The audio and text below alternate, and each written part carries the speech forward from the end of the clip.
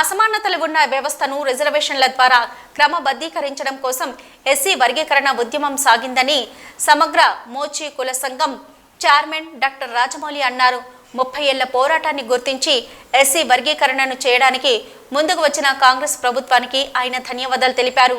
Basheerbagh press క్లబ్లో ఏర్పాటు చేసిన సమావేశంలో ఆయన మాట్లాడుతూ చెప్పులు కుట్టుకునే చర్మకారులమైన తాము విద్య, ఉపాధి, రాజకీయ రంగాలలో అవకాశం దక్కక అన్యాయానికి గురయ్యామని అన్నారు.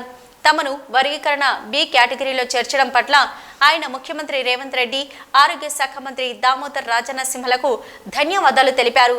వర్గీకరణ ద్వారానే వెనుకబడిన తమలాంటి కులాలకు అభివృద్ధి ఫలాలు దక్కుతాయని ఆయన ఆశాభావం వ్యక్తం చేశారు. ఈరోజు ఈ ప్రెస్ మీటింగ్ యొక్క ముఖ్య ఉద్దేశము వర్గీకరణ గురించి. వర్గీకరణ అంటే మీ అందరికీ తెలుసు. గత 30 సంవత్సరాలుగా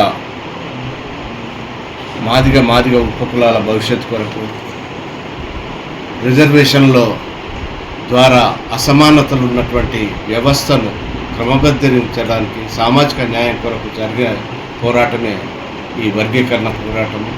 వర్గీకరణకు ముగింపుగా సుప్రీంకోర్టు ఆగస్టు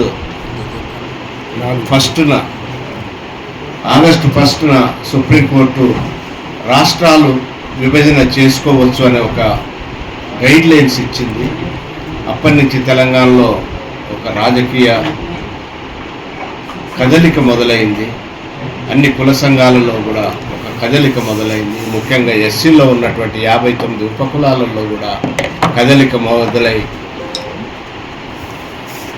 దానికి సానుకూలంగా స్పందించినటువంటి మన ముఖ్యమంత్రి రేవంత్ రెడ్డి గారు, కాంగ్రెస్ ప్రభుత్వంలోని ప్రముఖులు వెంబడే స్పందించి మేము తెలంగాణలో మొట్టమొదటిసారిగా వర్గీకరణ చేస్తాము అని వెంబడే ఒక సబ్ కమిటీని వేసి ఉత్తమ్ కుమార్ రెడ్డి నేతృత్వంలో, తర్వాత దామోదర్ నరసింహ గారి నాయకత్వంలో ఒక సబ్ కమిటీని ఏర్పాటు చేశారు.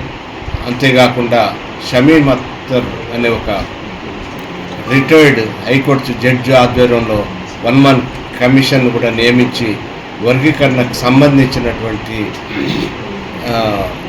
పనిని అనేది మొదలుపెట్టారు. తర్వాత ఒక ఈ ఫిబ్రవరి గారి యొక్క కమిషన్ ఏదైతుందో రావడం జరిగింది. దానికి స్పందించినటువంటి రేవంత్ రెడ్డి గారు, తర్వాత దామోదర్ రాజనరసింహ గారు వెంబడే దాన్ని యాక్సెప్ట్ చేస్తామని కూడా ప్రకటించడం జరిగింది. ముందుగా ఉద్యమ నాయకుడు అయినటువంటి మందకృష్ణ గారికి మా సంఘం తరఫున హృదయపూర్వక కృతజ్ఞతలు. అలాగే వెంటనే స్పందించినటువంటి మన ప్రియతమ ముఖ్యమంత్రి రేవంత్ రెడ్డి గారికి, అలాగే మా దళిత నాయకుడు మాదిగ ముద్దుబిడ్డ అయినటువంటి దామోదర్ రాజనరసింహ గారికి కూడా ఈ సందర్భంగా ప్రత్యేకంగా ధన్యవాదాలు తెలియజేస్తున్నాము. చర్మకారులం అంటే చెప్పులు చేసే వృత్తి మాది. మమ్మలను గ్రూప్ 2లో మాదిగా అనుబంధ కులం కాబట్టి గ్రూప్ 2లో మమ్మలను చర్మకారులందరినీ యాడ్ చేసినందుకు ప్రత్యేకంగా ముఖ్యమంత్రి గారిని, తర్వాత షమీమ్ అఖ్తర్ గారిని, ఆ తర్వాత దామోదర్ రాజనరసింహ గారికి కూడా ప్రత్యేకంగా మరొకసారి ధన్యవాదాలు చేస్తా. ఎవరైతే ఈ 90-80 సంవత్సరాలుగా వెనుకబడి ఉన్నారో మాదిగ ఉపకులాల్లోని 57 ఉపకులాలకు సంబంధించినటువంటి ఈ సమస్యను, తర్వాత 59 ఉపకులాలు కూడా ఈ వర్గీకరణ ద్వారా లబ్ధి పొందుతాయని మేము ఆశిస్తున్నాము. ఇప్పటి వరకు మా కులంలో ఒక సరి అయిన నాయకుడు లేడు. మోచి సంఘంలో చూసుకుంటే సరైన నాయకుడు లేదు. ఒక గ్రూప్ 1, గ్రూప్ 2 ఉద్యోగాలు చేసినటువంటి అంటే ఒక చదువులో కానీ, ఒక మన ఎంప్లాయీస్లో కానీ మాకు సరైన ప్రాతినిధ్యం లేదు ఇప్పటి వరకు. ముఖ్యంగా రాజకీయాల్లో అయితే అసలే లేదు మాకు ప్రాతినిధ్యం.